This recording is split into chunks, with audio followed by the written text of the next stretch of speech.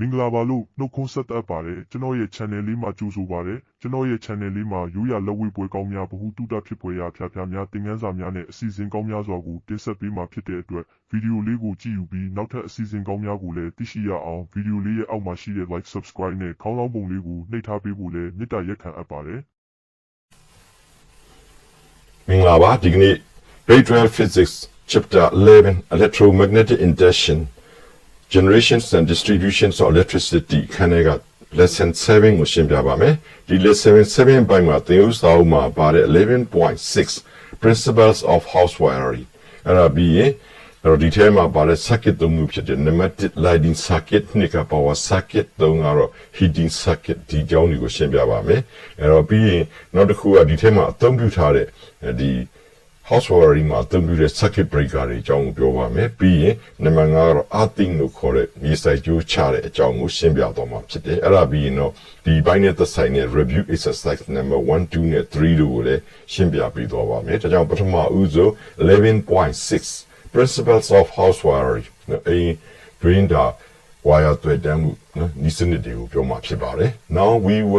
will study the proper way of using electricity in a home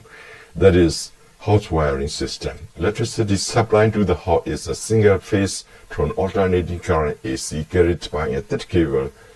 which contains two wires which were well isolated from each other one of these wires is live wire L and the other is the natural wire N တော့ဒါပါကိုဆိုလို့တလေအဲ့တော့နေမှာလျှက်စစ်တအားကိုအသုံးပြုတဲ့အခါမှာ proper way ပေါ့နော်တင့်တော်တဲ့နည်းလမ်းကတော့ဒါ house wiring system လို့ပြောတဲ့အိမ်သုံး wire သွယ်တန်းမှုစနစ်ဖြစ်တယ်လို့ပြောတာဖြစ်ပါတယ်အဲ့တော့ဒီနေအများသူပို့လွှတ်ကြိုးတစ်ခုနော်ပို့လွှတ်ကြိုး single phase နော်ပို့လွှတ်ကြိုးဆိုတာက high voltage ရှိတဲ့ဒါ wire ကိုပြောတာ single phase စနစ်ဖြစ် AC ပြစီကြောင်းကိုလျက်ကဖုံးထားသည့် wire ရိုးနှစ်ချောင်းပါတဲ့တုတ်ခိုင်တဲ့ cable ကြိုးဖြင့်ပို့ပြီးပြီအဲ့တော့ဒါကတော့ဒီဓာတ်တိုင်ကနေပြီးတော့ဒါ main ကြိုးလို့ခေါ်တယ်နော် cable ကြိုးအကြီးနဲ့နော်သူ့မှာတော့ two thick wire ပါတာပေါ့နော်အဲ့ဒီ wire နှစ်ခုနဲ့ပို့တာကိုပြောတာဖြစ်တယ်အဲ့ဒီ wire နှစ်ချောင်းမှာအဲ့ထက်ကတစ်ချောင်းက live နော် live wire လို့ခေါ်တယ်အဲ့တော့သူက L နဲ့သင်္ကေတရေးပြီးနောက်တစ်ချောင်းကိုတော့ natural wire လို့ခေါ်ပြီးသင်္ကေတ N နဲ့သတ်မှတ်မှာဖြစ်ပါတယ် The current enters the house through one wire and returns to the local substation through the other. The live wire L is a dangerous wire as it carries a high voltage while the natural wire N is usually at 0 volts. အဲ့တော့ဒီနဲ့ဝင်လာတဲ့ဓာတ်တိုင်ကနေဝင်လာတဲ့လျှက်စီးကြောင်းမှာအဲ့တော့အဲ့ထက်ကနှစ်ချောင်းရှိတဲ့ထက်တစ်ချောင်းကနေပြီးတော့ဒီလျှက်စစ်ကအိမ်ထဲကိုစီးဝင်ပြီးလို့ရှိရင်ဒါအိမ်ထဲကနေပြီးတော့အိမ်ထဲမှာရှိတဲ့ဒီ circuit တွေပေါ့လျှက်စီးပလန်တွေမှာတစ်ဆင့်သူကကျန်တဲ့ wire ကနေပြီးတော့အဲ့ဒီ data အတွင်းမှာရှိတဲ့ဓာတ်အခွဲရုံကိုသူကပြန်လဲရောက်တော့မှာဒါသူ့ရဲ့ circuit ပေါ့နော်အရင်ဆုံးအဲ့တော့ဓာတ်အခွဲရုံကနေလာတဲ့ကောင်ဓာတ်တိုင်ရောက်မယ်အဲ့ဓာတ်တိုင်ကတစ်ဆင့်အဲ့တော့ဒီမှာရှိတဲ့ main wire မှာနှစ်ချောင်းတွေကပထမ live wire ကနေအိမ်ထဲကိုရောက်မယ်အိမ်ထဲမှာဒါလိုအပ်တာတွေကို circuit အမျိုးမျိုးနဲ့သုံးဆွဲပြီးလို့ရှိရင် natural wire ကနေပြီးတော့မှတစ်ဆင့်ဒါအခွဲရုံကိုပြန်ရောက်သွားတဲ့ပတ်လည်ပဲဖြစ်ပါတယ် live wire ဒီထဲမှာ wire ရုပ်နှစ်ချောင်းထဲမှာ live wire L ကတော့ဘိုးအားမြင့်တဲ့အတွက်ကြောင့်သူ့မှာ N ရရှိတဲ့ wire ဖြစ်ပြီးတော့ natural wire ကတော့သူ့ရဲ့ဘိုးအားကနည်းပါတယ်တုံညာဘိုးဖြစ်လေရှိတယ်လို့ပြောတာဖြစ်ပါတယ်electrical distribution in a house ဒါကအိမ်တစ်ခုမှာလျှက်စစ်ကိုဒါစောစောကပြောတဲ့အတိုင်းဒါ main wire ကနေအိမ်ထဲကိုတွေ့ပြီးတဲ့ခါမှာအိမ်အတွင်းထဲမှာပဲဘယ်လိုဖြန့်ဝေမလဲဆိုတဲ့ကောင်ကိုပြောတာဖြစ်ပါတယ်အဲ့တော့ supply cable ကဒါ main wire ပေါ့နော်ရှေ့မှာသင်ကြားပြောကြခဲ့သလိုပဲဟိုအကျိုးနှစ်ချောင်းပါတယ်တစ်ချောင်းကတော့ natural wire ဖြစ်ပြီးတော့ N နဲ့သတ်မှတ်ထားတယ်နောက်တစ်ချောင်းကတော့ live wire ဖြစ်ပြီးတော့ L နဲ့သတ်မှတ်ထားတာဖြစ်ပါတယ် The electricity is feed into the house through the main fuse meter and the main switch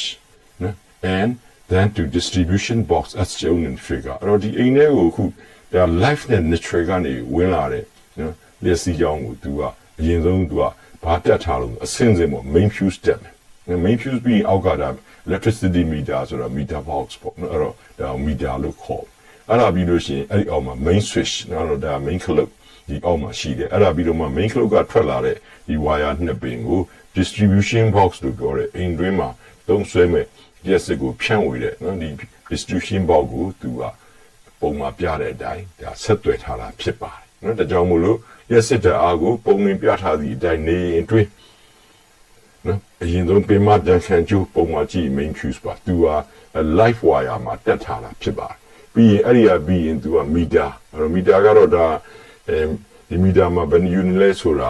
ကြည့်ပြီးတော့မီတာရေးကောက်ခံတဲ့မီတာဘုံပဲဖြစ်ပါတယ်နော်အဲ့ဒီကပြီးရင်မီတာနဲ့ထွက်လာတဲ့ဝါနှစ်ချောင်းကိုဒါအိမ်ထဲကိုဝင်မှာ main ခလုတ်တက်ပါတယ် main switch ပါနော်အဲ့ဒါပြီးရင်တော့ main switch ကတော့သူက double throw ပေါ့နော်အဲ့တော့သူကနှစ်ဖက်စလုံးဖြတ်ပြတယ်နော် neutral ကို light ကိုဒီမှာဖြတ်လို့ရတယ်အဲ့ဒါပြီးရင်တော့နောက်တစ်ခါဘေးကိုရောက်တော့ဆိုရင်အောက်မှာရှိတဲ့ distribution box ဆိုတဲ့ line ခွဲပုံစီကိုဒါဝါရိုးနှစ်ချောင်းရောက်ရှိသွားတာကိုပြောတာဖြစ်ပါတယ် from the distribution box there are normally 3 circuits namely heating circuit for example cooker circuit for high power cookers and high power cookers the power circuit the remain circuit လို့ခေါ်တယ် and lighting circuit အဲ့တော့ဒီကနေအခုဒီ distribution box ကနေသူကတာမန်အဖြစ်တော့သူကcircuit 3မျိုးခွဲထွက်သွားမှာဖြစ်ပါတယ်အဲ့ circuit 3မျိုးကပထမတစ်ခုကဒါအပူပေးတဲ့ circuit ဖြစ်တဲ့ heating circuit ပေါ့အပူစွမ်းအင်ကိုသုံးစွဲတဲ့ပစ္စည်းတွေကိုအတွက်လောက်ထားတဲ့ circuit သူက heating circuit ဒါဥပမာအဖြစ် cooker circuit လို့လည်းခေါ်တယ်နော်ပြီးလို့ရှိရင် for high power အဲ့တော့သူကနောက်တစ်ခုက power circuit ပေါ့ power circuit ကတော့ဒါအိမ်ထဲမှာကိုလိုအပ်တဲ့ power လိုတဲ့နေရာမှာ power ကို electrical power ကိုထုတ်ယူသုံးစွဲနိုင်အောင်ဒါ plug box တွေတက်ထားတဲ့ဒါ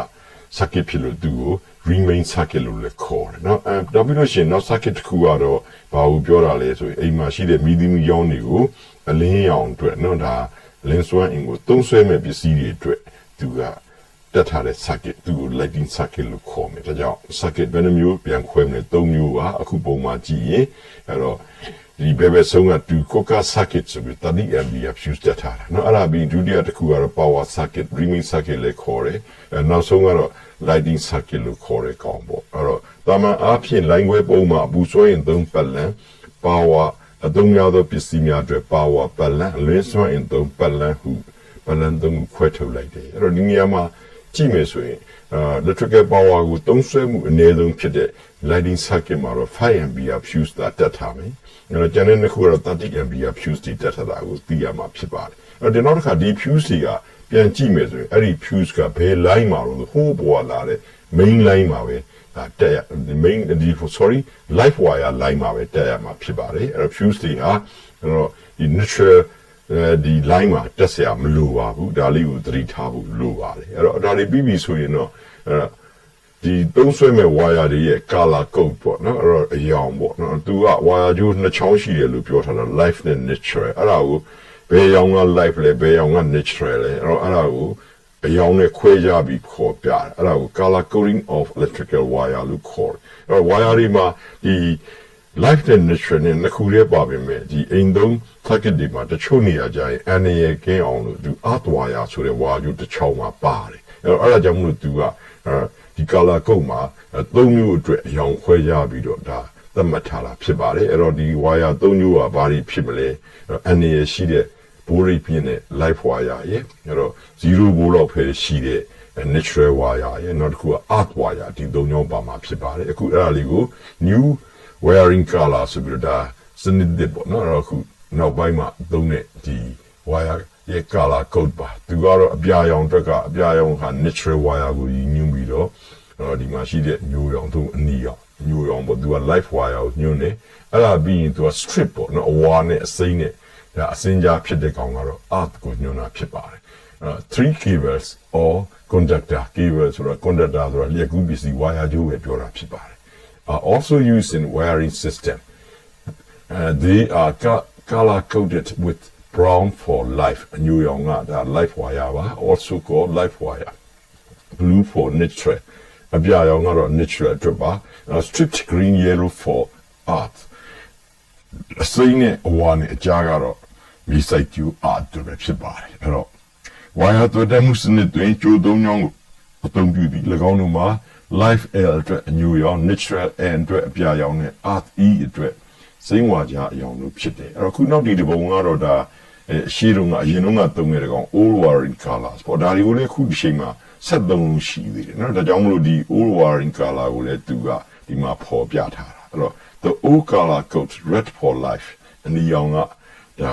life wire black for natural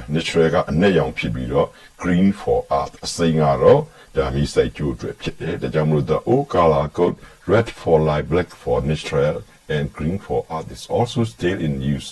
as shown in the figure ပုံတွင်ဖော်ပြထားသောယခင်ကသုံးခဲ့သည့် light wire အနီး natural wire အနက်နဲ့ art အစိမ်းတို့ကိုလည်းဆက်လက်သုံးစွဲလေးရှိပါသည်လို့ပြောတာဖြစ်ပါတယ်အဲ့တော့ဒါတွေဟာအိမ်မှာ wire ဆင်မယ်ဆိုရင်အဲ့တော့ဘယ်ကောင်က light လဲဘယ်ကောင်က natural လဲဘယ်သူကတော့ဒါ art wire လဲဆိုတာကို wire မှာပါတဲ့အယောင်နဲ့ခွဲရဖို့အတွက် color code လုပ်ထားတဲ့စနစ်တစ်ခုကိုသင်ယူကရှင်းပြပေးထားတာပဲဖြစ်ပါတယ်အဲ့တော့သူတို့ပြီးပြီဆိုရင်တော့ဒီ circuit ၃မျိုးတွေကနေပထမတစ်ခုဖြစ်တဲ့ဒါမီဒီမီကြောင်းတွေအတွက်အသုံးပြုတဲ့ဒါအလင်းစွမ်းအင်သုံး circuit ဖြစ်တဲ့ lighting circuit ကိုရှင်းပြပါမယ်အဲ့တော့ဒါလေးဟာအခုဒီပုံလေးက textbook ကပေးထားတဲ့ typical lighting circuit ဖြစ်ပါတယ်အဲ့တော့သူကဘယ်ကနေလာမလို့ဆိုရင်ရှေ့မှာပြောတဲ့ distribution box ပေါ့နော်အဲ့ဒီကနေလာမယ်လာလို့ရှိရင် live မှာသူက fuse တစ်ခုခံထားတယ်ပုံမှာကြည့်ရင်ဒါကfuse တစ်ခု live မှာပါတာကိုတွေ့ရအဲ့တော့သူက240 volt AC နဲ့ဒါဝင်လာမယ်ပေါ့နော်သူကအဲ့ဒီကတော့မှတစ်ဆင့်ဒါအိမ်မှာသုံးတဲ့မီဒီမီကြောင်းတွေကတော့အများကြီးရှိမှာဒီမှာတော့နမူနာအနေနဲ့၃ခုပဲပြတယ်ပထမမီဒီတစ်လုံးက100 watt တစ်လုံးပေါ့နော်အဲ့တော့သူကနောက်ပြီးတော့60 watt တစ်လုံးနောက်တစ်ခုကတော့ဒါ40 watt တစ်လုံးဒီမီဒီအားလုံးကိုဒီ live wire နဲ့ natural wire နဲ့ကြားထဲမှာသူတို့ကပုံမှန်မြင်တဲ့အတိုင်း parallel set ထားတယ် parallel set ထားပြီးလို့ရှိရင်နောက်တစ်ခါ live wire ကနေဒီအသုံးပြုမဲ့မီဒီတွေကိုသွားတဲ့လမ်းကြောင်းမှာ live wire ကိုဘာတက်ထားလို့ switch clock တွေတက်ထားတာတွေ့ရမှာဖြစ်ပါတယ်အဲ့တော့ဒီဟာလေးကိုအခုဒီဥစ္စာက in lighting circuits the light bulbs are arranged in parallel across the main line အဲ့တော့ main line ဆိုတာကအခု L နဲ့ N နဲ့ကြားထဲမှာရှိတဲ့240 volt AC လာတဲ့ဒီ line ကို main line လို့ခေါ်တယ်เนาะအဲ့ဒီထဲမှာသူက VV တွေကို parallel တက်တယ်လို့ပြောတယ် each bulb has a potential difference of 240 voltဒီမှာရှိတဲ့ကောင်က parallel တက်ထားတဲ့အတွက်ကြောင့်ဒီ VV အားလုံးဟာသူက potential 2တယ်240 volt ဖြစ်နော် one connected to the main line of 240 volt or 240 volt main line နဲ့ parallel ဆက်ထားတဲ့အတွက် VV အားလုံးရဲ့ potential difference က240 volt ပဲဖြစ်ပါတယ်လင်းစွမ်းရင်သုံးပတ်လန်းတွင်မီလုံးများကိုပုံမြင်ပြထားသည့်အတိုင်း main line နဲ့အပြိုင်ဆက်ထားသည်မီလုံးတစ်လုံးစီဘိုအားသည် main line ၏ဘိုအားအတိုင်း240 volt ပင်ဖြစ်သည်လို့ပြောတာဖြစ်ပါတယ်Since the bulbs are connected in parallel, other bulbs will not affect it when one bulb is switched on or off. This means that the lighted bulbs continues to be on, no matter what is done the other bulbs. ဒါကဘာကိုပြောတာတော့အဲ့တော့ဒီမှာဒီမီးသီးတွေကို parallel ဆက်ထားလို့ကြောင့်မီးတုံးတစ်လုံးကိုသူကနော်ဖွင့်နေပိတ်တယ်ဘယ်လိုပဲလုပ်လို့နော်အဲ့ဒီမီးတုံးတစ်လုံးမှာပဲအဖွင့်ပိတ်ဖြစ်တယ်ကျန်တဲ့မီးသီးတွေကိုသွားပြီးအကျိုးသက်ရောက်မှုမရှိဘူးလို့ပြောတာဖြစ်တယ်နော်ဒါကြောင့်မို့လို့မီးလုံးများကိုပြိုင်စစ်ဆက်ထားသောကြောင့်တစ်လုံးကိုဖွင့်ပိတ်ခြင်းသည်အခြားမီးလုံးများသို့သက်ရောက်မှုမရှိပြီမီးလုံးတစ်လုံးကိုဖွင့်ထားပါကအခြားမီးလုံးများနဲ့ဆက်နွယ်မှုမရှိပဲနော်ဆက်လက်ပြီးတော့လင်းနေမယ်လို့ပြောတာဖြစ်ပါတယ်အဲ့ဒါ parallel ဆက်ထားတဲ့အတွက်ဖြစ်တာပါအကယ်၍စီးဆက်ခင်မယ်ဆိုရင်တော့ဒါမီးလုံးတစ်လုံးကိုပိတ်လိုက်တာနဲ့ကျန်တဲ့မီးလုံးများအားလုံးကလည်းဒါငြိမ်သွားတော့မှာနော်အဲ့ဒါကြောင့်မို့လို့အဲ့တော့ if the bulbs are connected in series switching off one bulb would switch off all the others အကယ်၍များတဲ့မီးလုံးများကိုတန်းဆက်ပါကမီးတစ်လုံးကိုပိတ်လိုက်ရင်အားလုံးပိတ်သွားပြီလို့ပြောတာဖြစ်ပါတယ်အဲ့တော့ the lighting circuit differs from the other two in that there are only two wires live and natural ဒီ lighting circuit ကတခြား circuit တစ်ခုဖြစ်တဲ့ဒီ power circuit ရဲ့နောက်တစ်ခါကျတော့ heating circuit ရဲ့သူတို့ ਨੇ မတူဘူးဘာမတူတာလဲဆိုလို့ရှိရင်သူ့မှာက wire ကိုနှစ်ချောင်းပဲပါတယ်နော်ဘို့ရှေ့မှာ circuit မှာပြောမြင်ရတဲ့အတိုင်းပေါ့နော် wire ကိုနှစ်ချောင်းကဘာနဲ့ပါလဲ live နဲ့ natural wire နှစ်ချောင်းကိုသာအသုံးပြုထားတာဖြစ်ပါတယ်A lighting circuit must be connected sequentially as live wire, fuse, switch, load, and then natural wire. The lighting circuit ကိုဆင်တဲ့အခါမှာသူအစဉ်တိုင်းပေါ့နော်အစားဆုံး live wire ကနေလာမယ် live wire ကနေဘာထည့်မလို့ fuse ထည့်မယ်ပုံမှန်လေးပြထားfuse ပြီးရင်အဲ့ live wire မှာပဲ switch ထည့်မယ်ပြီးတော့မှ load ဆိုတာဒါမီဒီမီလုံးနေနော်အဲ့ဒီကနေထွက်လာတဲ့ကောင်ကဘယ်ကိုသွားမလဲ natural wire ကိုပြန်သွားရမှာဖြစ်တယ်နော်ဒါကြောင့် Olympic လျက်စီးပတ်လမ်းတွင်live wire fuse လို့ပြောတဲ့တန်ခံကျိုး switch လို့ပြောတဲ့မီခလုတ်အသုံးပြုဝင်ပစ္စည်းလို့ထို့နောက် natural wire စသဖြင့် အစင်အတိုင်းဆက်ရမယ်လို့ဆိုလိုတာဖြစ်ပါတယ်။နောက်ဒါတွေပြီးပြီဆိုရင်တော့ဒုတိယ circuit ဖြစ်တဲ့ power circuit နော်သူ့ကိုသွားမှာဖြစ်ပါတယ်။ power circuit ကိုသူကအိမ်မှာလိုအပ်တဲ့နေရာမှာ electrical power ကိုထုတ်ယူသုံးစွဲဖို့အတွက်နေရာနှံ့ကိုဆင်ထားတာဖြစ်လို့သူကို remain circuit လို့လည်းခေါ်မှာဖြစ်ပါတယ်။ remain circuit is an electrical system in which distribution points are connected to the main supply in a continuous closed circuit. The power sockets in a house are connected by means of remain circuit. အဲ့တော့ဒီမှာရှိတဲ့ power ပတ်လမ်းကလိုင်းခွဲများဖြန့်ဝေပေးတဲ့လိုင်းခွဲပုံကနေပြီးတော့ပင်မာလိုင်းနဲ့ဆက်သွယ်ထားတဲ့ Green Bait Balance Listed စနစ်တစ်ခုဖြစ်ပါတယ်။အဲဒီမှာရှိတဲ့ Listed Power ပလက်ပေါက်များကို Power Balance နဲ့ Power Circuit မှာဆက်သွယ်တက်ဆင်ထားတာဖြစ်ပါတယ်။ A remain circuit in a remain circuit the live natural and earth wire from the loop form a loop of cable going from the consumer unit to all the sockets in test and that back to the consumer unit အဲ့တော့ဒီမှာ consumer unit ဆိုတာကတော့ဒီ line ခွဲပုံကိုပဲပြောတာဖြစ်ပါတယ်။နောက် power ပတ်လမ်းမှာတဲ့ consumer unit ကနေပြီးတော့ live ရဲ့ natural ရဲ့ earth ဒီ wire 3မျိုးနော် wire 3မျိုးကပလက်ပေါက်အကုန်လုံးကိုသူကဆက်ထားပြီးတော့အဲ့ဒီကောင်ကိုပဲ consumer unit ကိုပြန်ရောက်လာတဲ့ဝင်ပိတ်ပတ်လမ်းလို့ပြောတာပါ remain circuit is for the use of radio computer television TV lamps and other appliances that consume less power than heating appliances ဒီ remain circuit မှာဘာတွေပါမလို့ဆိုရင်ဒီနော် power အသုံးနေတဲ့ပစ္စည်းတွေဖြစ်တယ်နောက်တစ်ခါ portable သုံးရတဲ့ plug ပေါက်ထိုးသုံးရတဲ့ပစ္စည်းများဖြစ်တဲ့ radio တို့ computer တို့ TV တို့နော်ဇဝဲတွေမီးသီးတို့နော်အစသဖြင့်ပေါ့နော်ဒါအကုန်ပါတာပေါ့ hair dryer တွေရောနောက်တစ်ခါဒီအသွင်းယူတတ်တဲ့ plug box တွေရောဒါတွေအားလုံးကိုသူကပါတာဖြစ်ပါတယ်နော်ဒါကြောင့်မို့လို့ power ပလန်ကိုအပူစွမ်းရင်ထုတ်ပြီးတော့ပစ္စည်းများထက် power သုံးစွဲမှုနေသော radio များကွန်ပျူတာများရုပ်သံဖန်စက်များစပွဲတွေမီလုံးများနဲ့အခြားသောပစ္စည်းများအတွက်အသုံးပြုသည်နော်အဲ့ဒါပြီးနော် this circuit supply electricity to all wall sockets in the house since current can flow to any particular socket by two ways thin wires can be used in the whole ring အဲ့တော့ဒီ circuit ထဲမှာ power ပလန်မှာပေါ့နော်အိမ်နေရာနေမှာတက်ဆင်ထားတဲ့ plug ပေါက်တွေကနေလျှက်စစ်တဲ့အားကိုဖြန့်ဝေပေးတယ်နော်ဒီပလန်မှာသုံးစွဲတဲ့ power ကနည်းတဲ့အတွက်ကြောင့်သူ wire ကတိတ်တုတ်ကြီးတွေဆင်စရာမလိုဘူးနော်အဲ့တော့ thin cables တွေ thin wires တွေသုံးနိုင်တယ်လို့ပြောတာပါ beside both the live and natural wire runs a complete ring round the house and earth e-wire is also added for safety reason အဲ့တော့ဒီနေရာမှာပြောတာကဒီအိမ်ဒီမှာရှိတဲ့ဒီ live wire နဲ့ natural wire နှစ်ခုအပြင်ဒီ power circuit မှာအနေရကင်းမှုအတွက်သူကနောက်ထပ် wire တစ်ခုဖြစ်တဲ့ earth e-wire တတရားမြောက် wire ပါထည့်ဆင်းတယ်ဒါကြောင့်မို့လို့ power circuit မှာသုံးတဲ့ wire ကြိုးက3 pin plex တွေလည်းဖြစ်တဲ့နဲ့အဲ့တော့သုံးစွဲတဲ့ wire တွေကလည်း wire 3 pin ပါတယ် natural ရဲ့ live ရဲ့ earth ရဲ့3 pin ပါတာတွေဖြစ်တဲ့နာပြောတာပါ live နဲ့ natural wire များအပြင်လျှက်စစ်အနေရကင်းဝေးစေရန်အတွက် earth wire ကိုထည့်သွင်းထားသည်လို့ပြောတာပါနော်အဲ့ဒါပြီးတော့ the power needed to domestic appliance can be taken off any part of the ring each main circuit also use 30 ampere fuse အဲ့တော့ဒီမှာအိမ်ထဲမှာအသုံးပြုမဲ့ဒီပစ္စည်းတွေကိုကြိုက်တဲ့နေရာက plug ပေါက်တွေကနေသူ့ရဲ့ power ကိုဒါအိမ်သုံးပစ္စည်းတွေကိုထုတ်ယူသုံးစွဲနိုင်တယ်နော်အဲ့ဒါပြီးတော့ဒီ main circuit မှာကတော့အသုံးပြုမဲ့ fuse ကတော့30 ampere တက်ဆင်တဲ့နယ်လို့ပြောတာပါအိမ်သုံးလျှက်စစ်များအတွက်လျှက်စစ်ပစ္စည်းများအတွက်လိုအပ်သော power ကိုပတ်လန်းဤကြိုက်ရနေရာမှာထုတ်ယူသုံးစွဲနိုင်ပြီး power ပတ်လန်းတိုင်းတွင်3 ampere တန်ခံကြိုးကိုအသုံးပြုသည်လို့ပြောတာဖြစ်ပါတယ်အဲ့တော့သူတို့ပြီးရင်တော့3 pin သုံးမယ်ဆိုတော့ဒီ3 pin plug ပေါက်နဲ့3 pin ဒီ plug နဲ့သူတို့ကိုခုနည်းနည်းလေးဒီဥစ္စာကပုံလေးတွေနဲ့ရှင်းပြထားတာရှိပါတယ်3 pin sockets and 3 pin plugs are used in ring main circuits as shown in the figure ပုံမြင်ပြထားတဲ့ကဲတော့3 pin plug ပေါက်နဲ့ပစ္စည်းများဆက်သွယ်ရရင်3 pin plug ကိုသုံးသည်အဲ့တော့ဒီပုံမှာကြည့်ရင်အောက်ဆုံးမှာဒီ consumer unit ဆိုတာရှိပါတယ်အဲ့တော့ consumer unit ကသူကဒီ distribution box ကလာတဲ့ live နဲ့ natural wire နှစ်ခုအပြင်သူကဘာလို့ပါထည့်သွင်းထားတော့ဒီပုံမှာစိမ့်ဝါကြားဖြစ်တဲ့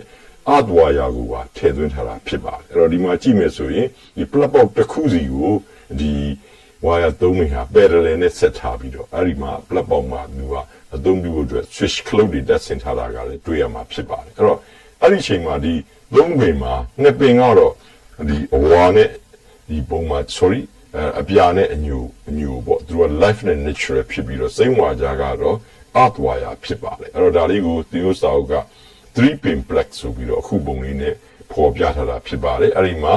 face လို့ပြောတာက life ပါနော်သူ hot wire လို့လည်းခေါ်တာပေါ့နော်ဓာတ်လိုက်နေတဲ့ကောင်အနေနဲ့ကြီးတဲ့ကောင်နော်အဲ့ဒါပြီးတော့ natural wire အဲ့ဒါပြီးတော့စိမ့်ဝါကြကတော့ earth wire ပဲဖြစ်ပါတယ်အဲ့တော့သူတို့ပြီးရင်တော့နောက်ထပ် circuit တစ်ခုဖြစ်တဲ့အိမ်မှာသုံးတဲ့ပတ်လန်းတွေက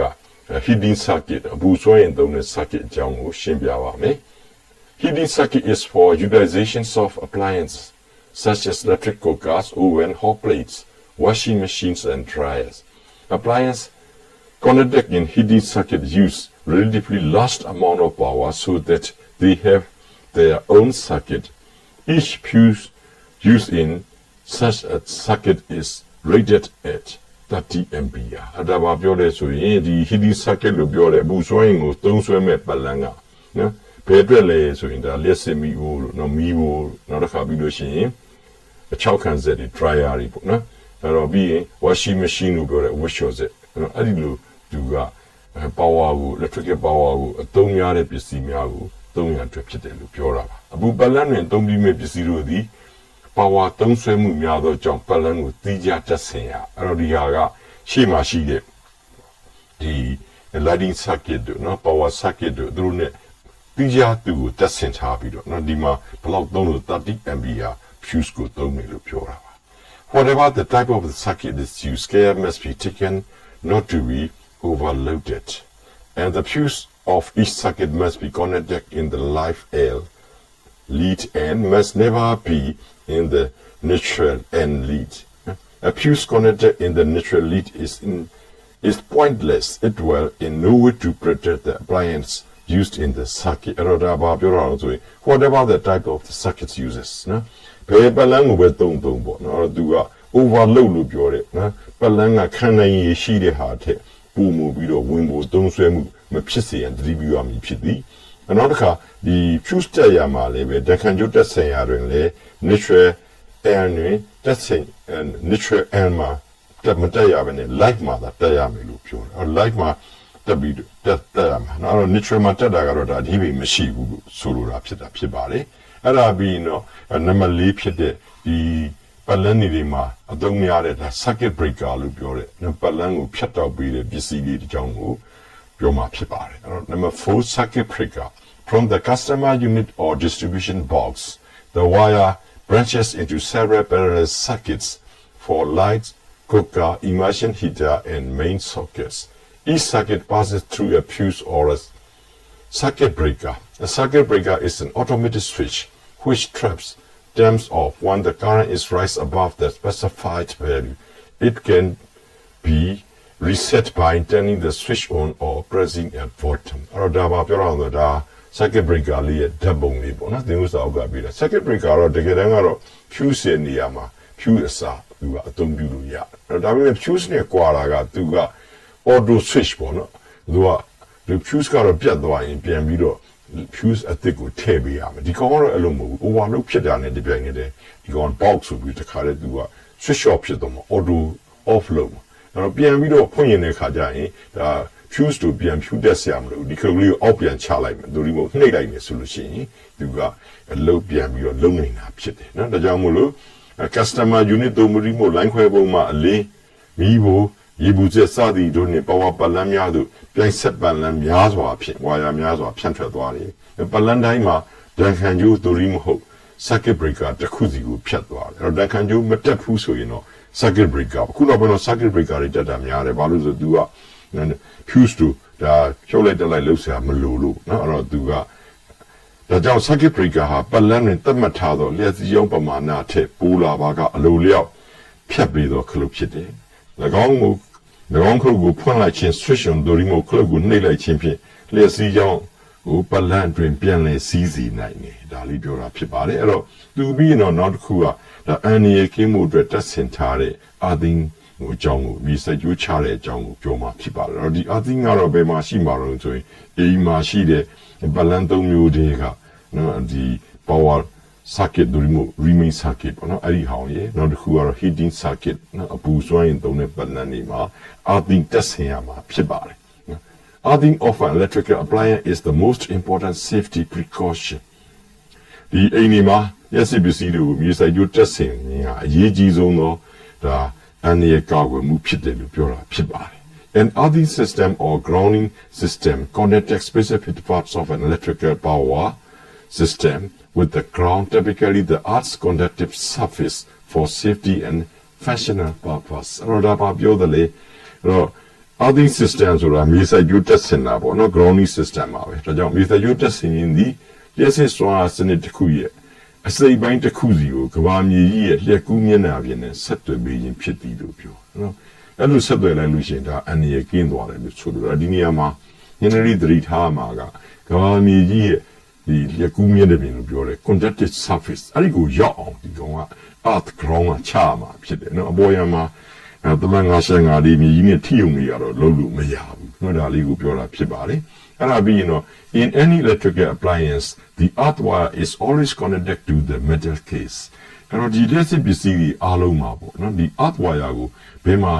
ဆက်သွယ်ထားမလို့ဆိုရင်သူတို့မှာပါတဲ့ဒီတထုကိုယ်တွေနဲ့ဆက်ပေးရမယ်လို့ပြောတာဖြစ်ပါတယ်နော်အဲ့တော့ဒီကလေးကဒီလက်စစ်မီးဘူးလေးတစ်ခုမှာသူက earth wire တက်ဆင်ထားတဲ့ဟာကိုပြောတယ်အဲ့ပုံမှာကြည့်မယ်ဆိုရင်သူကဝါဂျိုနှစ်ချောင်းပေါ့နော်အဲ့တော့ brown light wire နဲ့ neutral wire blue ပုံမှန်ကြည့်အောက်ကနှစ်ချောင်းရှိအဲ့ဒါပြီးအပေါ် earth wire သူကတော့စိမ်းဝါကြားနော်အဲ့တော့သူ့ကိုဒီမှာရှိတဲ့ neutral wire နဲ့ light wire ကတော့ဒီမိဖို့ထဲမှာရှိတဲ့ coil ပေါ့ heating element လို့ပြောတဲ့ coil ကိုသူကဆက်သွယ်ထားတယ်ဒါပေမဲ့ဒီစိမ်းဝါကြားဖြစ်တဲ့ဒီ earth wire ကိုတော့ဒီမိဖို့ရဲ့တထုကိုယ်ထဲမှာအခုပုံတိုင်းတက်ဆင်ထားတာတွေ့ရဖြစ်ပါတယ်အဲ့တော့အဲ့ဒီကလာတဲ့ဝါရိုး၃ချောင်းကအပေါ်မှာ3 pin plugs ကိုသွားမယ်နော်3 pin plugs ကလည်းပဲတော့ဒီ plug box ကိုသွားတဲ့အခါမှာအဲ့ဒီ cross ကဒီရှေ့မှာပြောခဲ့တဲ့ပုံပြခဲ့တဲ့ပုံတိုင်းပေါ့နော်အဲ့တော့ဒီကောင်ကအဲ့တော့ light wire က plug box မှာရှိတဲ့ light wire နဲ့ contact လုပ်မယ် neutral ကလည်း neutral နဲ့ contact လုပ်မယ်အဲ့တော့အပေါ်ကကောင်ကတော့ဒီ circuit မှာပါတယ်မြေစိုက်ကျိုးချထားတဲ့ကောင်ကိုသူကဒီ body နဲ့တစ်ခါတည်းဆက်ပေးလိုက်မှာဖြစ်ပါတယ်နော်ဒါကြောင့်မို့လို့Figure shows the earth wire connected to the metal case of an electric iron. If the insulation inside the iron breaks down or the light wire becomes loose, the case of the iron would be live at high voltage and of the main supply. အဲ့တော့ဒီပုံလေးမှာနော်မိမှုတစ်ခုရဲ့တထုကိုယ်တွေမှာ earth wire ကိုတက်ဆင်ထားတာကိုဖော်ပြထားတာဖြစ်ပါတယ်။အဲ့တော့ဒီမိမှုတွေမှာရှိတဲ့light wire ကဝါရိုးပေါက်ပြီးတော့လျက်ကပြည့်ရင်လည်းဖြစ်စီပေါ့နော်ဝါရိုးပေါက်ဒါမှမဟုတ်ပြုတ်ထွက်ပြီးတော့အဲ့ဒီပေါက်နေတဲ့နေရာဒိုရီမို့ပြုတ်ထွက်တဲ့အစလေးကမိဘူးကိုယ်တွေနော်မိဘူးကိုယ်တွေကိုထိသွားမယ်ဆိုရင်တော့အဲ့ဒီမိဘူးရဲ့ကိုယ်တွေဟာသူက plug ပေါက်မှာရှိတဲ့ဘူအားအတိုင်းသူက high voltage ဖြစ်နေတယ်အဲ့ဒါဆိုလို့ရှိရင်အဲ့ဒီမိဘူးကိုယ်တွေကိုကြိုက်မိတာက plug ပေါက်ထဲကိုကြိုက်မိတာနဲ့တူတူပဲအဲ့ဒါဆိုရင်သူအနည်းကြီးတာဓာတ်လိုက်နေတာပေါ့နော် if the metal case were not earthအကယ်၍သာ metal case ကိုခုလို earth wire unit ဆက်မထားဘူးဆိုရင် a person touches the appliance by an accident a dangerous high current would pass through the person and then into the earth however with proper earthing the current would pass directly into the earth through the earth wire which has much smaller resistance than human being thereby sparing the person who touched the appliance ဆိုတော့ဒါဘာလို့ဆိုလိုတာလဲအဲ့တော့သူပြောတာကတထုကိုယ်တွေကိုမြေစိုက်ကျိုးတက်ဆင်ထားခြင်းမရှိရင်တော့နော်လူသုံးတဲ့လူကမတော်တဆဒီတထုကိုယ်တွေကိုထိမိကြိုက်မိတယ်ဆိုရင်အဲ့တော့ high voltage ဖြစ်တဲ့ဒီဘိုးအားမြင့်တဲ့လျှက်စီးအောင်ကဒုက္ခနာကိုယ်တွေကိုဖြတ်ပြီးတော့ဒါဖက်နဲ့တွေပါလေစီးမထားဘူးဆိုရင်တော့ပိုဆိုးတာပေါ့နော်မြေကြီးတွေကိုစီးသွားမယ်အဲ့ဒါဆိုရင် तू က high voltage ကတဲ့ဒုက္ခနာကိုယ်မှာဖြတ်စီးခံရတဲ့အတွက် तू ဟာ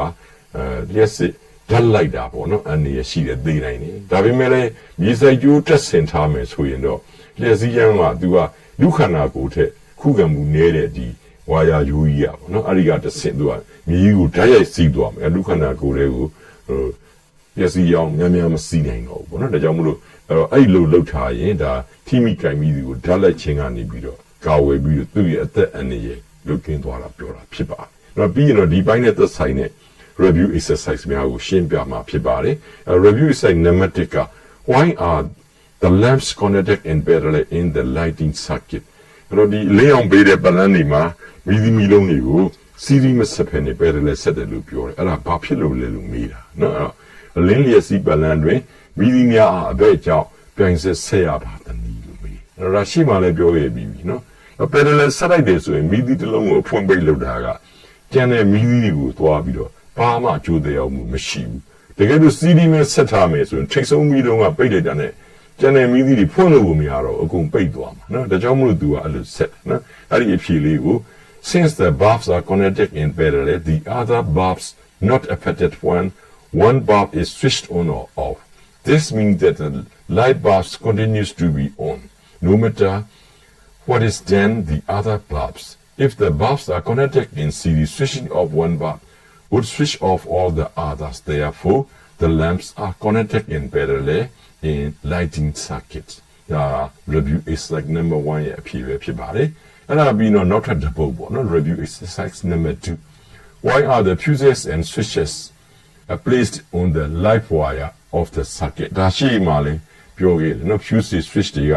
live wire မှာပဲတက်ရမယ်လို့ပြောခဲ့တယ်နော် fuse switch တွေကို live wire မှာမတက်ဖဲနဲ့ neutral wire မှာတက်မယ်ဆိုလို့ရှိရင်လည်းမိခလုတ်ကဖွင့်လို့ရဒါ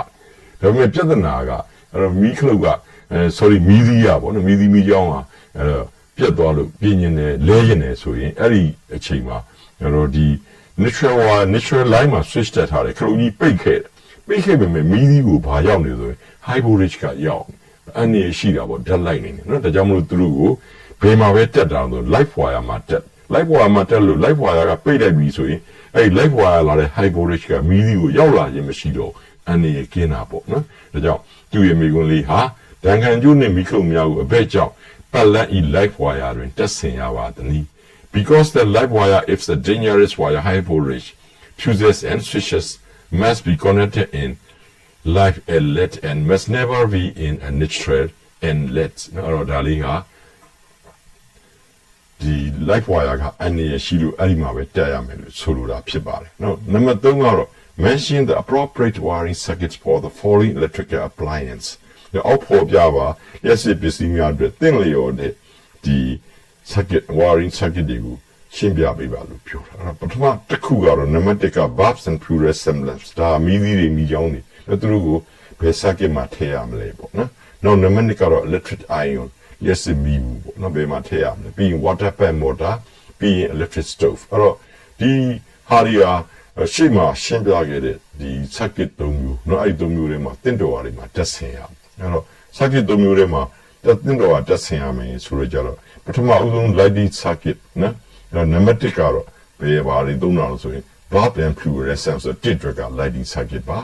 နောက်ပြီးလို့ရှိရင် electric iron နော် electric iron ကတော့ဒါကတော့ power circuit လို့လည်းရတယ်နော် the remote heating circuit မှာသူကပူထုတ်ပြီးလို့နော်အဲ့တော့များသောအားဖြင့်တော့အိမ်ဒီမှာသုံးတာကတော့ plug ထိုးသုံးတော့သူက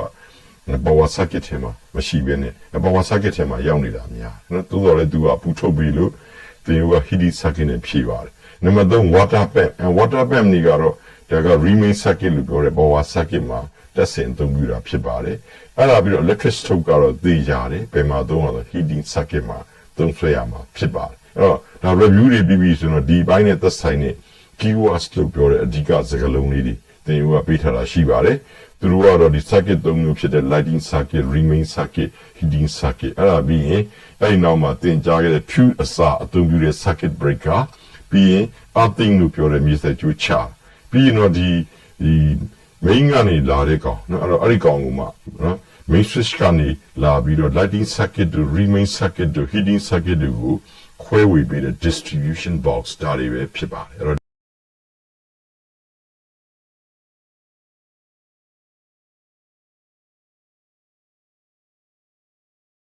lesson 8ကိုရှင်းပြပါမယ်ဒီ lesson 8ဘိုင်းမှာ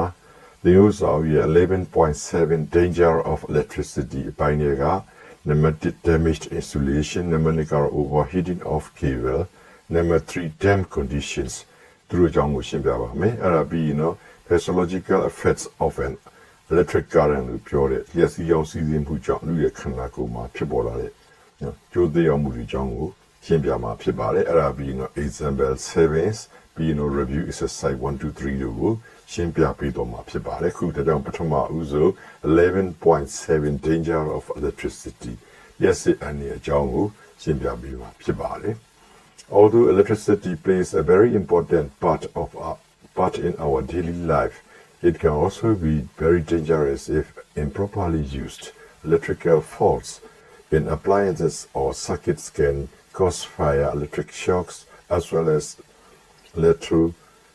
electrocution to users. Or dalia bawu bioro so in the classic carbon. General daily life look your easy boa mata alone yiji kanga naga power nidole. စနစ်တကျသုံးစွဲမှုမရှိကအလွန်အနေများတယ်လို့ပြောတာဖြစ်ပါတယ်။လျှက်စီပစ္စည်းတွေတို့မျိုးလျှက်စီပလန်တွေမှာချိုးရင်းမှုများဖြစ်ပါကမီးလောင်ခြင်းရှော့ဖြစ်ခြင်းသုံးစွဲသူဟာဓာတ်လိုက်ခြင်းတို့ဖြစ်စေနိုင်သည်လို့ပြောထားတာဖြစ်ပါတယ်။ Either high currents or high voltage can be dangerous to human. အဲ့တော့ဒီ current များရင်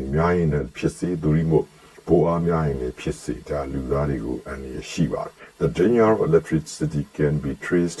to three possible causes: damaged insulation, overheating of cables, and damp condition. မြန်မာသောလျှက်စီးကြောင်းနှင့်ဘူအားနှမျိုးစလုံးသည်လူတို့အားအန္တရာယ်ဖြစ်စေနိုင်ပါတယ်။လျှက်စစ်အန္တရာယ်ဖြစ်စေနိုင်တဲ့အကြောင်းအရာသုံးခုကတော့ damaged insulation လို့ပြောတဲ့လျှက်ကဝါယာရဲ့လျက်ကပေါက်ပြက်ပစ္စည်းခြင်းနောက်ပြီးတော့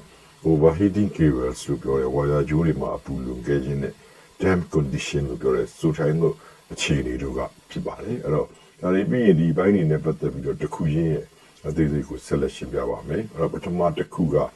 အန္တရာယ်ဖြစ်စေနေတဲ့ပထမအကြောင်းတရားတစ်ခုကတော့ damaged insulation လို့ပြောတဲ့ဝါယာကြိုးတွေရဲ့လျက်ကပေါက်ပြက်ပစ္စည်းခြင်းပဲဖြစ်ပါတယ်။ All electrical appliances require two wires, the live and neutral wires, to form a complete circuit. The live wire is the dangerous wire because it carries a high voltage, while the neutral wire is close to zero voltage. These two wires are insulated in vulcanized rubber and they are housed together in either a circular PVC seated cables or circular braided rubber insulated cable. ဒါဘာပြောလဲဆိုရင် LCPC အားလုံးမှာဒါသူက balance close circuits တစ်ခုဖြစ်ဖို့အတွက်ဆိုရင် balance တစ်ခုဖြစ်ဖို့လို့ဆိုရင် live နဲ့ neutral wire နှစ်ပဲလိုအပ်ပါတယ်။ live wire ကဘူအားမြင့်တဲ့အတွက်အနေရရှိပြီးတော့ neutral wire ရဲ့ဘူအားကတော့3ညာနီးပါးပဲဖြစ်ပါတယ်။ဒီ wire နှစ်ခုဒါပျော့ပြောင်းခိုင်ခန့်တဲ့ rubber နဲ့ဖုံးထားပြီးတော့လုံးဝသော PCB cable တို့မို့ rubber လျက်က cable အတွင်းမှာသူကဘာလုပ်ထားလဲလိန်ကျစ်ပြီးတော့လုံနဲ့ထည့်သွင်းထားတယ်လို့ပြောတာပဲဖြစ်ပါတယ်။ Insulating materials deteriorate with time and use. For example, the electrical cables connecting the hair dryers and the electric irons are always bent and twisted because of the way the appliances are used. ဒီမှာယူမှာပါတဲ့ဒီလက်ကလေးပေါ့နော်အဲ့တော့ဒီဟာတွေကသူကအချိန်နဲ့ကြာလာတဲ့အမြတ်သူကပျက်စီးနိုင်တယ်ပြောတာအဲ့တော့ဘာလို့ပျက်စီးတယ်လဲဒါသူဘာလို့ပျက်စီးတယ်ဥပမာအဖြစ်ပြောမယ်ဆိုရင်သူကဒီရှေ့မှာပြောခဲ့တဲ့ hair dryer တို့မိဘူးတို့ဒါတွေကသုံးစွဲတဲ့အခါမှာသူဝါရွတဲ့ခွေခောက်တွန့်လိမ်ပြီးတော့ဒါအမြဲတမ်းသုံးစွဲတဲ့ပုံစံရှိတယ်ဒါကြောင့်မလို့ကြားတဲ့အခါမှာဒီဟာတွေချိုးအပ်ပြီးတော့ကွဲအပ်ပြီးတော့ပေါက်ပြဲတာတွေဖြစ်နိုင်တယ်လို့ပြောတာ Now this will cause the electrical insulation to cracks and break as shown in figure, thus exposing the conducting wires inside. အခုပုံမှာပြတဲ့အတိုင်းပေါ့နော်ဒါတွေကဒီဝါယာကြိုးတွေကခုနပြောသလိုအချိန်ကြာတဲ့အမြသုံးတဲ့အခါမှာသူတို့လိန်ခောက်ပြီးတော့နော်တွန့်လိန်ပြီးတော့သုံးရတဲ့အခါကျလို့ရှိရင်သူတို့ကကွဲအပ်ပြီးတော့ပျက်စီးသွားတဲ့ပုံလေးကိုဖော်ပြထားတာဖြစ်ပါတယ်။ဒါလျက်ကာတို့ဒီအချိန်ကြာမြင့်နေအမြလူရင်းပျက်စီးမှုရှိပြီ။ဥပမာအဖြစ် hair dryer နဲ့လက်စီမီမှုတွေဝါယာများသည်ခွေခောက်တွန့်လိန်ပြီးအသုံးပြုကြသဖြင့်ပုံတွင်ပြထားသည့်အတိုင်းလျက်ကာများကွဲအပ်ပျက်စီးကအတွင်းမှာရှိတဲ့conductor နဲ့လောက်ထားတဲ့လျက်ကူးဝါယာတွေပေါ်ထွက်လာနိုင်တယ်လို့ပြောပြတာဖြစ်ပါတယ်အဲ့ဒါပြီး if the vulcanized rubber covering the live wire is also damaged, the exposed live wire can cause a severe electrical shock to the user if the user touches it accidentally. This can lead to serious injury and even death. The live wire ကိုဖုံးထားတဲ့နော်ဒီ rubber တွေလျက်ကာတွေအဲ့ကောင်တွေကပေါက်ပြဲနေတဲ့အခါမှာသုံးစွဲသူကနေမတော်တဆနော်အဲ့ဒီကောင်ကို ပေါက်ပြင်းနေတဲ့နေရာကနေအတွင်းထဲမှာရှိတဲ့ဒီ live wire conductor ကိုထိကြိုက်မိပါကပြင်းထန်စွာဒဏ်ရာရရှိနေဆိုင်ဒဏ်ရာရစေနိုင်ုံသာမကပဲနဲ့စကန်တင်တော့တေတော်တည်သွားနိုင်တယ်လို့ပြောတာဖြစ်ပါတယ်။နောက်အဲ့ဒီဟာပြီးလို့ရှိရင်နောက်ဒုတိယကြောင့်တရားတစ်ခုဖြစ်တဲ့ overheating of cables ဝါယာများမှာအပူလွန်ခဲ့ခြင်းအကြောင်းကိုရှင်းပြပါမယ်။ The overheating of cable is due to extremely large current flowing in the conducting wire under certain conditions such as short circuit or overloading. ဒီ overheating လို့ပြောတဲ့ wire ကြိုးအပူလွန်ခဲ့တာကဘာလို့ဖြစ်တာလဲဆိုရင်တော့သူကအဲ့ wire ကြိုးထဲမှာသူကကြီးမားတဲ့အလွန်ကြီးမားတဲ့မျက်စိရောင်စီလို့ဖြစ်တာပေါ့နော်အဲ့တော့ဒါက current conductor ရဲ့ current စီလို့ရှိရင်အပူထွက်တယ်ဆိုတာ heating impact of current နော်အဲ့မှာသင်ခဲ့ဘူးလေအဲ့တော့အဲ့ဒါကိုတစ်ခါ juice loss of electricity and heat မှာလည်းပဲထွက်ပေါ်လာတဲ့အပူ H က current ရဲ့နှစ်ထပ်ကိန်း I square နဲ့ဓာတ်ရိုက်ချိုးတယ်ဆိုတာလေပြောခဲ့ဘူးပါတယ်အဲ့တော့ဒီမှာအခုလို extremely large current သိကြီးမားတဲ့ current စီးမယ်ဆိုရင်တော့ဘာဖြစ်လာမလဲဆိုရင်အဲ့ဒီ wire တွေကအပူလွန်ခဲ့ပြီးတော့အရေးပြောပျက်စီးပြီး short ဖြစ်ပြီးမီးလောင်နေတာပေါ့နော်အဲ့တော့အဲ့လိုသူက large current စီးရတာကအကြောင်းတရားနှစ်ခုရှိပါတယ်နော်အဲ့ဒါကဘာလဲဆိုရင်ပထမတစ်ခုကcircuit က short ဖြစ်တာပေါ့နော်နောက်တစ်ခါသုံးဆွဲတဲ့အခါမှာသုံးဆွဲတဲ့ load ကနော်သူကခံနိုင်ရရှိတဲ့ load တဲ့ပို့ပြီးသုံးဆွဲရင်လည်းပဲဒါ large current စီးမယ် large current စီးရင်တော့ overheating cable ဆိုတဲ့ wire ကြိုးတွေမှာအပူလွန်ခဲ့မှုဖြစ်လာမှာနိုင်ပါတယ်အဲ့တော့ wire အပူလွန်ခဲ့ခြင်းဒီ balance short ဖြစ်ခြင်းနဲ့ဝင်ပို့သုံးဆွဲခြင်းတို့ကြောင့် balance ရှိ wire များတွင်အလွန်ကြီးမားသောလျှက်စီးကြောင့်စီးသောကြောင့်ဖြစ်လာသည်ပြောတာပါ A short circuit can result when the live wire makes electrical contact with the neutral wire due to the damaged insulation between them. And this will produce a large current and large amount of heat generated. The large amount of heat generated can melt the insulation and start a fire. ဒီပလမ်းမှာပေါ့နော် short ဖြစ်တာနော်ဒီတော့ circuit short ဖြစ်မယ်ဆိုရင်တော့အဲ့တော့ဘာလို့ဖြစ်တာလဲဆိုရင်သူကရှေ့မှာပြောခဲ့တဲ့ name 1 chip ဖြစ်တဲ့ဒီ damage insulation ပေါ့နော် insulator ပြတ်သွားတဲ့အခါမှာသူကအထဲမှာရှိတဲ့ live wire နဲ့ neutral wire တို့တစ်ခုနဲ့တစ်ခု wire ပူးသွား wire ထိကတ်သွားနော် wire ထိကတ်တဲ့အခါမှာသူကအဲ့ဒီမှာသူက large current စီးမယ် large current စီးလို့ရှိရင်သူကအပူတွေအများကြီးထွက်အပူတွေအများကြီးထွက်လို့ရှိရင်အဲ့ဒီအပူတွေကြောင့်မို့လို့ဒီ wire တွေကိုဖုံးအုပ်ထားတဲ့လျှက်ကားတွေအရေးပြောသွားပြီးတော့မီးလောင်မှုကိုဖြစ်စေနိုင်တယ်လို့ပြောတာဖြစ်ပါတယ်အဲ့တော့နောက်တစ်ခုကတော့ဒီဟာဖြစ်နိုင်တဲ့အကြောင်းတရားတစ်ခုကတော့သူ overuse of extension cords and multiple plug adapters on the same circuit အဲ့တော့ circuit တစ်ခုလေပလန် plug out တစ်ခုလေးမှာပေါ့နော်အဲ့တော့သူက extension cords တွေနော်အဲ့တော့အများကြီးသုံးမယ်ဒါမှမဟုတ်လို့ရှိရင်သူက plug ပွားတွေပေါ့နော် multiple plug တစ်ခုလေးကနေပြီးတော့သုံးလေးခုပြန်ပွားတဲ့ဟာမျိုးတွေအဲ့ဒါမျိုးတွေကိုအများကြီးသုံးမယ်ဆိုရင်လည်းပဲဒါဖြစ်နိုင်တယ်လို့ပြောတာအဲ့တော့ဒီဟာလေးကအခုရှေ့ကပြောခဲ့တဲ့အချက်လေးကိုဒါနမူနာပုံလေးပြထားတာပေါ့ဒီမှာ plug out တစ်ခုထဲမှာဒါ wire ကြိုးအသုံးပြုမဲ့ appliance အများကြီးအတွက် wire ကြိုးပေါင်းများတော့ပွားပြီးသုံးထားတယ်နော်ဒါမျိုးသုံးမယ်ဆိုရင်တော့သူက overload ဖြစ်မှာ overload ဖြစ်ရင်တော့စောစောကပြောတဲ့အတိုင်းပဲသူကဖြစ်မလဲဆိုရင်သူက large current က circuit ထဲမှာစီးမယ်စီးလို့ရှိရင်အဲ့ဒီအချိန်မှာ current များလာတဲ့ကြောင့်အပူတွေလွန်ခဲ့ပြီးတော့wire ကြိုးတွေအရေးပြောမီးလောင်ပစ္စည်းတာပြောတာဖြစ်ပါတယ်အဲ့တော့သူ့ကိုThey also got overuse of extension cords and multiple plug adapter on the same circuit are typical cause of electrical overload by placing too much current on the circuit. Overload also occurs when an equipment draws an excess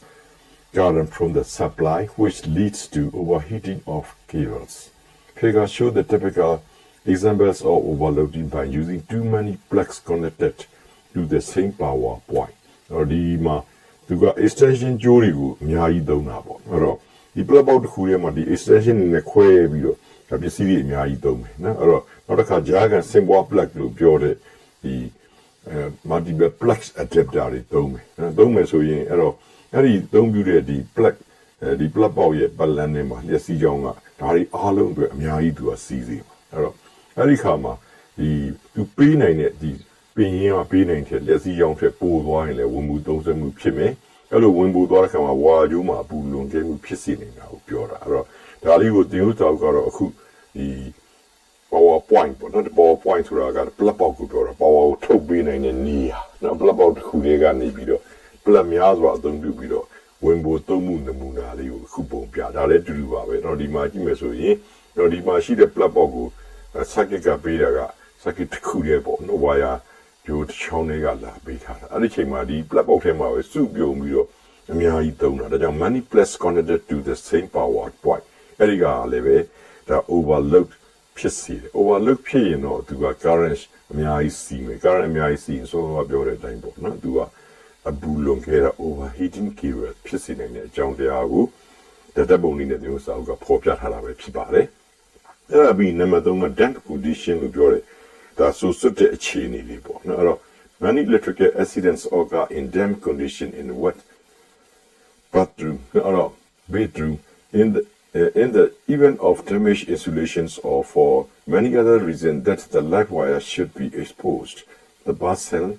taking bath in exposed to the danger of electrocution. အဲ့တော့ဒါကဘာကိုပြောတာလဲဆိုရင်ဒီလက်စစ်မတော်တဆမှုတွေအများစုဟာနော်ဒါရေချိုးခန်းထဲမှာရေဆိုးနေတဲ့အချိန်မှာဖြစ်ပွားလာလို့ပြောတာနော်အဲ့တော့လက်ကလက်စစ်မတော်တဆမှုအများစုဒီရေခန်းတွင်စိုးထိုင်းသောအခြေအနေတွေဖြစ်ပွားကြောင်းတွေ့ရသည်လက်ကပျက်စီးနေမှုနဲ့အခြားအကြောင်းတစ်စုံတရာကြောင့် live wire ရဲ့လက်စကဝါယာပေါက်ပြဲနေလျင်ရေချိုးသူတွင်ဓာတ်လိုက်ခံရမယ့်အနေရရှိတယ်နော်အဲ့တော့ဘာဖြစ်လို့အဲ့လိုရှိတာလဲ if water from the wet flows touch the live wire that it provides a conducting path for a large amount of current to flow through it and through the body of the person in the bath tube နော်အဲ့တော့သူကဘာပြောတာဆိုရင်ဆိုနေတဲ့ကျမ်းမြင့်ပေါ်မှာရှိတဲ့ရေတို့ဟာခုနကပေါက်ပြဲနေတဲ့နော် live wire နဲ့ထိမှာဆိုလို့ရှိရင်တော့အဲ့ဒီ live wire ကလက်စီရောင်းနေဟာဒီသူကဒီစီစင်းရလမ်းကြောင်းတစ်ခုဖြစ်လာပြီးတော့ကြီးမားသောလက်စီရောင်းဒါဒီဘတ်ကျူလို့ခေါ်တဲ့ရေချိုးကန်အတွင်းမှာရှိတဲ့ရေချိုးနေလူကဖြတ်စီပြီးဓာတ်လိုက်နိုင်တယ်လို့ပြောတာအဲ့တော့အဲ့ဒီချိန်မှာသူကရေချိုးကန်ထဲမှာရှိတဲ့ရေချိုးသူကသူ့ရဲ့ခန္ဓာကိုယ်ကစိုးစွတ်နေမှာပေါ့နော်အဲ့တော့စိုးစွတ်နေချိန်မှာလူခန္ဓာကိုယ်ရဲ့အရေးပြားကသူက6သွေးရဲ့အချိန်မှာဆိုရင် resistance ကများတယ်အဲ့တော့ဒီလိုရေချိုးကန်နဲ့ဆင်းပြီးတော့နေတဲ့ချိန်မှာသူကစိုးစွတ်နေတယ်ဆိုရင်အဲ့ဒီစိုးစွတ်မှုကြောင့်သူ့ရဲ့ခန္ဓာကိုယ်ရဲ့ resistance ကအများကြီးကျတော့resistance အများကြီးကျတော့ခန္ဓာကိုယ်ရဲ့ကိုဖြတ်ပြီးတော့ခုနပြောတဲ့ large current ကစီးမှာပေါ့နော်အဲ့လိုစီလိုဓာတ်လိုက်လို့ရှိရင်ဒါကအပြင်းထန်ဓာတ်လိုက်တာနော်သိနိုင်တဲ့ဓာတ်လိုက်မျိုးဖြစ်တယ်နော်ဒါကြောင့်မို့လို့ the human body can only withstand up to about 50 milliampere but the current in this case is very much higher due to the sharp decrease in the resistance of the wet body အဲ့တော့ခန္ဓာကိုယ်ကခန္ဓာရည်ရှိတာကတော့သူကအများဆုံးမှာ50 milliampere လောက်ပဲဒါလူခန္ဓာကိုယ်ခန္ဓာရည်ရှိတယ်ဒါပေမဲ့ခုနပြောသလိုပေါ့အဲ့တော့စွတ်နေမယ်ဆိုရင်သူ့ရဲ့ resistance အများကြီး sharp decrease ပေါ့နော်အများကြီးထိုးကျသွားတဲ့အခါမှာသူ့ထဲကိုဘာစီးမလဲဆိုလို့ရှိရင် very much higher အဲ့တော့ current ကအများကြီးပြန်ပြီးတော့စီးသွားမှာဖြစ်တယ်အဲ့တော့ဒါကစွတ်နေလို့ဖြစ်တာကိုပြောတာနော်လူခန္ဓာကိုယ်ဒီ50 milliampere လျှက်စီးကြောင်းလောက်သာခန္ဓာရည်ရှိသည်ရေစိုးနေသောခန္ဓာ၏ခူရမှုသည်များသောယုံနေသောဖြင့်ကြီးမားသောလျှက်စီးကြောင်းစီးသွားခြင်းဖြစ်သည်နောက်တစ်ခုက other possible hazards includes using hair dryer electric irons and changing a light bulb with wet hand နော်အဲ့တော့ဒါ wet hand ဆိုတာရေစိုးနေတဲ့လက်ကိုပြောတာနော်ရေစိုးနေတဲ့လက်နဲ့ဘာသုံးလဲ hair dryer ကိုသုံးမယ်နောက်တစ်ခါလက်စစ်မီးဘူးနဲ့မီးတွေတိုက်မယ်နောက်တစ်ခါဒီမီးသီးလဲမယ်ပေါ့နော်မီးသီးလဲမယ်အဲ့လိုအချိန်မျိုးမှာလည်းပဲသူကဒီလက်ကရေဆိုးနေတော့ခန္ဓာကိုယ် resistance ကထိုးဆင်းနေတယ်နော်အဲ့အချိန်မှာလည်းသူကအနည်းကြီးတယ်ဆိုတာကိုပြောတာနော်အခြားအနည်းဖြစ်နိုင်ပြီးများမှာရေသွင်းသောလက်ဖြစ် hair dryers လက်စစ်မီးဘူးများကိုကင်တွယ်အသုံးပြုခြင်းနဲ့လက်စစ်မီးသီးတို့ကိုတက်ဆင်ပြုရခြင်းဖြစ်သည်အဲ့တော့ဟုတ်ပြီအဲ့ဒါဆိုလို့ရှိရင်အဲ့တော့ခန္ဓာကိုယ်နဲ့မှာရှိတဲ့ဒီ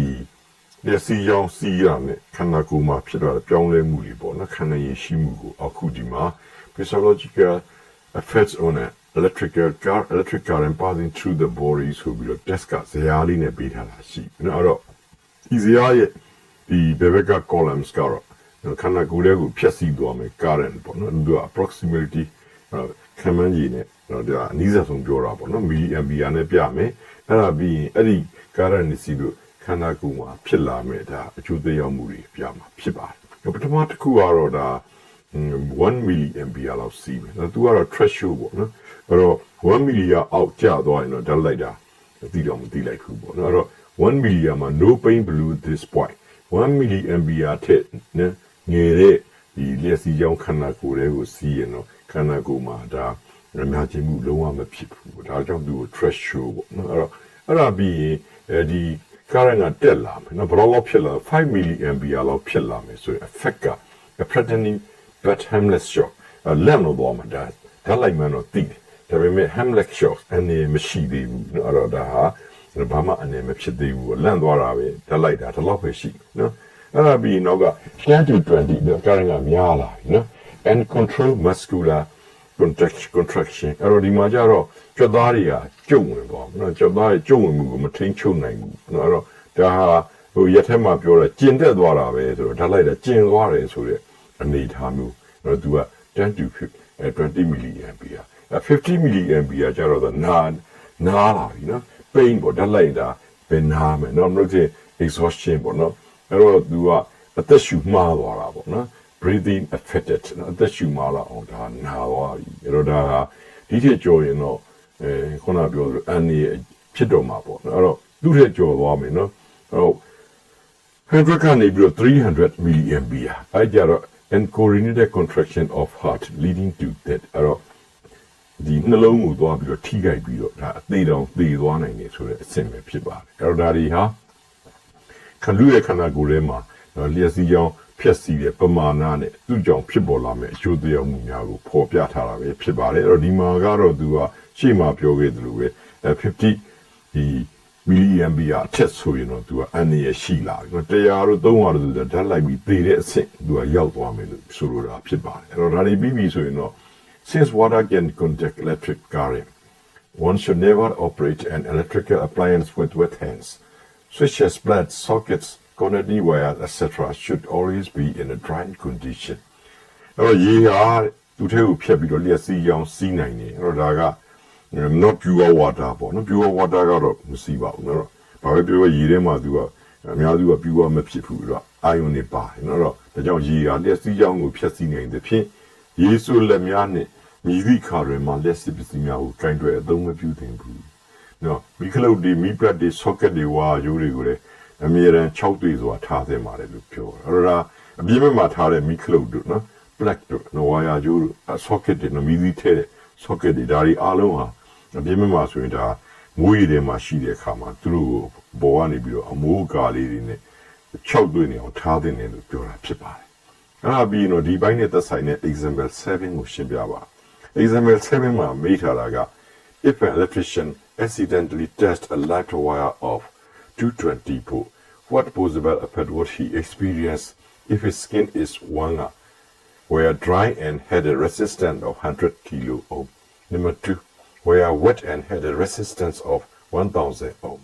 တော့ဒီပြောထားတာကဒီ electrician လို့ပြောတဲ့လက်စစ်လုပ်သားတယောက်ပေါ့နော်သူက220 volt ရှိတဲ့ wire တစ်ချောင်းကိုမတော်တဆကင်လိုက်မိတယ်ပေါ့နော်အဲ့လိုကင်လိုက်မိဘယ်လိုဖြစ်ရတဲ့နဲ့ကြုံတွေ့ရမလဲ effect တွေကိုမေးတာပေါ့နော်အဲ့တော့သူ့ရဲ့ရေပြားကဒါနံပါတ်1မှာတော့ဒါ drawing ပေါ့6တွေ့နေပြီးတော့ resistance က100 kilo ohm ရှိနော်နံပါတ်2အခြေအနေကတော့သူ့ရေပြားကဒါဆိုစွတ်နေတဲ့ damp condition ပေါ့နော်အဲ့ကြတော့ resistance ကကျသွားပြီဘယ်လောက်ပဲရှိလို့ဆိုရင်1 kilo ohm ပေါ့1000 ohm ဆိုတော့1 kilo ohm ပါဒီဖြစ်ရနှစ်ခုအတွက်ဖြစ်ပေါ်လာမယ်ဒီ effect တွေကိုဒါတွက်ပြီးပေါ်ပြပေးဖို့သူကပု္ပ္ပာကမေးထားတာအဲ့တော့သူ့ကိုတွက်ဖို့အတွက်ဒီပု္ပ္ပာရဲ့ပေးထားချက်တွေရင်ကြည့်မယ်နံပါတ်1မှာကတော့သူ့ရဲ့ skin က dry ဖြစ်တယ်နော်ဒါကြောင့်မို့ resistance ကလည်းဘာဖြစ်နေလို့ဆိုရင်များတယ်ဒါကြောင့် R က100 kilo ohm သူ့ကို ohm ပြန်ပြောင်းလိုက်ရင် that is equal to 100 into 10 to the power 3 ohm ရအဲ့ဒီချိန်မှာဒီ wire ရဲ့ potential ကတော့သူက bigger 220 volt ပေါ့နော်အဲ့ဒီချိန်မှာသူခန္ဓာကိုယ်လေးကိုဖြတ်စီတဲ့ current ကိုဒါတွေ့နော် B ညီမရဲ့ IR ohms law ပါပဲအဲ့တော့ I is equal to B by R ပေါ့အဲ့တော့ B က220အောက်မှာရှိတဲ့ကောင်က100 into 10 to the power 3ပေါ့နော်သူကိုရှင်းလိုက်လို့ရင်2.2 milliampere အဲ့တော့2.2 milliampere ဆိုတဲ့အဆင့်ကဒါရှေ့မှာပြောခဲ့သလိုပေါ့နော်အဲ့တော့ဒါလေးကလန့်သွားတာပဲဆိုတဲ့အဆင့်လောက်ပဲနော်အဲ့တော့ဒါဟာဟိုကျင်သွားတဲ့အဆင့်တောင်သိမရောက်သေးဘူးနော်သူက5လောက်မှဒါကျင်သွား muscle contract ဖြစ်တာအဲ့တော့ဒါလေးကအဲ့တော့ဓာတ်တော့လိုက်တယ်ဒါပေမဲ့သူကဟိုအန်ရရှိတဲ့အဆင့်မရှိပါဘူးနော်ဒါကြောင့်မို့လို့ဒီလက်စစ်လောက်သားပေါ့ the electrician would experience a mild shock နော်အဲ့တော့သူကဓာတ်လိုက်ရုံအဆင့်မရှိပါတယ်နော်အဲ့ဒါပြီးတော့နံပါတ်2ကြာရင်သူက the damp condition ဖြစ်တဲ့နော်သူရဲ့ skin were wet and had a resistance of 1000 ohm သူနဲ့တွေ့မှာအဲ့တော့နံပါတ်2ကြာရင်ဥစ္စာမှာပြောထားတဲ့အတိုင်း if his skins were wet resistance R is equal to 1000 ohm အဲ့တော့ဒီမှာဒီ potential difference ကတော့ရှေ့မှာတော့အတိုင်းပဲသူက220 volt အဲ့ဒီချိန်မှာသူခန္ဓာကိုယ်လေးကိုဖြည့်ဆည်းမယ်လျှက်စီးကြောင်းကိုတွက်မယ် current flow through the body I is equal to V divided by R ဒါကြောင့်မလို့220ကို100နဲ့စားရင်အဲ့တော့တွက်လိုက်တဲ့အခါမှာ220 milliampere အဲ့တော့ဒါကသိနိုင်တဲ့အဆင့်ဖြစ်သွားပြီเนาะရှေ့မှာ effect တွေကိုသင်တဲ့က100နဲ့300ကြာဆိုရင်ဒါသိမယ်လို့ပြောထားတာเนาะ heart နှလုံးကိုထိမယ်လို့ပြောထားတာဒါကြောင့်မလို့သူကဒီအချိန်မှာတော့ဒီလက်စစ်လောက်တာမသက်သာဘူးပေါ့နော်ဒါကြောင့်မလို့ electrician would be electrocuted နော်ဒါလိုက်ပြီးသေဆုံးနိုင်တယ်ဆိုတာကိုဖြေဆိုပေးတာဖြစ်ပါတယ်အဲ့တော့သူတို့ပြီးရင်တော့ဒီဘိုင်းနဲ့သက်ဆိုင်တဲ့ review exercise တွေက number 1 which quantity determines whether you received an electrical shock နော်မင်းဓာတ်လိုက်ခံရဖို့အတွက်ဆိုလို့ရှိရင်ဘယ်အချက်တွေကနေဘယ် physical quantities ကနေဆုံးဖြတ်ပေးတယ်ဒါရှိမှဇာတ်မှာပြောခဲ့ပြီးသားနော်အဲ့တော့ဒီ electrical shock နဲ့ပတ်သက်ပြီးတော့နော်လူတွေမှာဖြစ်ပေါ်နိုင်တဲ့ effect တွေကိုသူက current အမျိုးမျိုးတွေပေါ်ပြထားပြီးသားဖြစ်တယ်ဒါကြောင့်မို့လို့ electrical shock ရနိုင်တာကိုဆုံးဖြတ်ပေးနေတာက electric current ပဲဖြစ်ပါတယ်အဲ့တော့ဓာတ်လိုက်ခံရခြင်းသည်မိသည့်အတွက်ကြောင့်ဖြစ်ပါသည် and electrical shock can be received by the electric current နော်လျှက်စီးကြောင်းဖြစ်တာပဲဖြစ်ပါတယ်အဲ့ဒါပြီးနံပါတ်2 what causes by the overheating of cables နော်အဲ့တော့ဝါယာရိုးတွေပူလွန်ခဲ့ရင်ဘာတွေဖြစ်နိုင်တယ်လဲလို့မေးတာနော်အဲ့တော့ဝါယာပူလွန်ခဲ့ခြင်းကြောင့်မြည်သည့်ဖြစ်များဖြစ်နိုင်ပါသနည်းမိဘကဒါပဲအဲ့တော့ဝါယာတွေပူလွန်ခဲ့ရင်သူကဝါယာအဲ့တော့ပူလွန်ခဲ့ရင်ဘာဖြစ်တယ်လဲဆိုတော့ဒါ overheating of cables can make the insulation ပူရင်များလို့နော်ဝါယာရဲ့ဒီပြက်ကတွေနော် insulation တွေကိုရေပြော်သွားတယ်နော်ရေပြော်သွားရင် and then cause fire နော်ဝါယာဘာဖြစ်မလို့ဆိုမီးလောင်နိုင်တယ်ပြီးရင် electric shock ဝါယာပူပြီးဖြစ်နိုင်တယ်ပြီးရင် electrocution လို့ပြောတဲ့ဓာတ်လိုက်မှုတွေလည်းဖြစ်နိုင်တာပေါ့နော်ဒါကြောင့်မို့လို့ overheating of fuel can make the insulation of wires and then can cause fire electrical shock electrocution အဲ့တော့ဒါလေးဟာ review is a name တဲ့အဖြေပေါ့နော်အဲ့ဒါပြီးရင်တော့ဒီဘိုင်းနဲ့သက်ဆိုင်တဲ့သေဦးကပေးထားတဲ့အဓိကစကားလုံး keywords တွေနော်သူကတော့ဒီရှေ့မှာဖော်ပြခဲ့တဲ့ဟာတွေအတူတူပါပဲနော် damage insulation လျှက်ကပေါက်ပြဲပစ္စည်းခြင်းနော် overheating ပူလွန်ခဲ့ခြင်းနော် damp condition ဆိုတိုင်းတဲ့အခြေအနေတွေနဲ့ဓာတ်လိုက်ခြင်း electrocution လို့ပဲဖြစ်ပါတယ်အဲ့တော့ဒီဗီဒီယိုလေးကိုစုံအောင်ကြည့်ရှုပေးတဲ့အတွက်အထူးပဲကျေးဇူးတင်ရှိပါတယ်ကျွန်တော်ရဲ့ channel လေးမှာနောက်ထပ်အစီအစဉ်ကောင်းများစွာတင်ဆက်ပေးမှာဖြစ်တဲ့အတွက်ဗီဒီယိုအသစ်တင်တိုင်းသိရအောင်ဗီဒီယိုလေးရဲ့အောက်မှာရှိတဲ့ like subscribe နဲ့ဘေးနားကခေါင်းလောင်းပုံလေးကိုနှိပ်ထားပေးဖို့လည်းအထူးပဲမေတ္တာရက်ခံအပ်ပါတယ်နောက်ဗီဒီယိုမှာပြန်ဆုံကြမယ်လို့ပြောကြရင်နှုတ်ဆက်ပေးရစီခင်ဗျာ